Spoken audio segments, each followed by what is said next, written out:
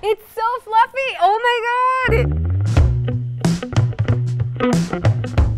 Hey guys, I'm Brenda. I'm a tasty producer, and today we will be comparing American versus Japanese cheesecakes. Now, I'll be taking care of the classic creamy cheesecake that you guys all know really well. And I'm Alvin, and I'll be making the jiggly Japanese cheesecake because I think it's such a unique twist on cheesecake that you've probably seen online and it's so cool. I'm gonna show you exactly how it's done.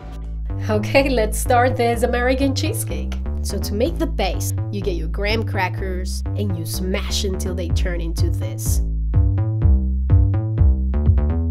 The reason why I began with the crust is that it has to be baked twice, once by itself and then with the cheesecake mix.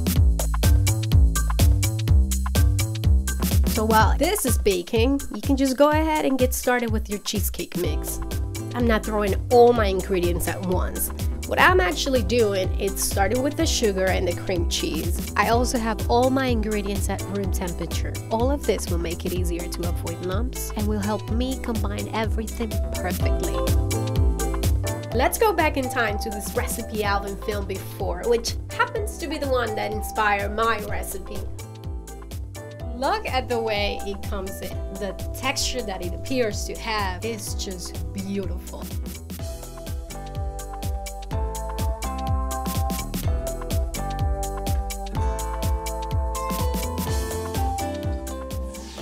Let's cook this Japanese cheesecake. So the process is very different than a traditional cheesecake. This starts with making a liquid cheesecake mixture of cream cheese, milk, butter, and sugar. And once that gets all nice and smooth, that gets folded into egg yolks. And that becomes this sort of like creamy, liquidish kind of batter. And that's sort of your cheesecake base. When I went to Japan to work with the Tasty Japan team, we had our eyes set on this jiggly cheesecake that had been like a viral trend around there for a really long time. It was just as amazing as it looked.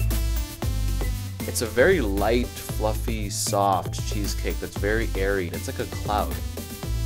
So it's like almost you're making a meringue and then you sort of fold the meringue back into that cheesecake batter. The funny thing is that you could eat the entire cheesecake because 80% of this is air.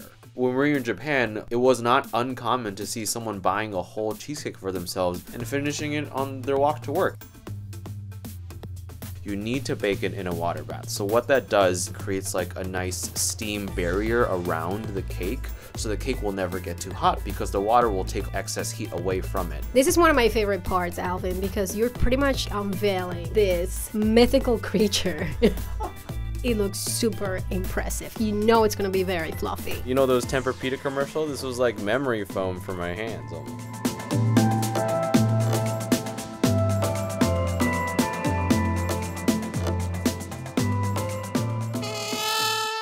Let's taste it.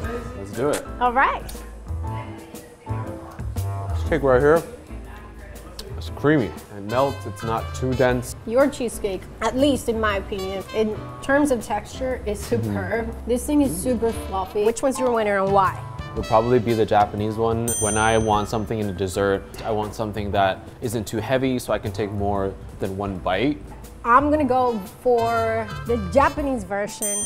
Yes, this is easier to make, but it seems a little more adventurous to go for this one. And the texture, the fluffiness, and the jiggling is just like out of this world. Yes. In the taste test, 1 out of 3 said that they would go for your cheesecake. I asked people on Instagram, right there, 69% on yours. 31% on this one, so There you go. the crowd and the internet have spoken.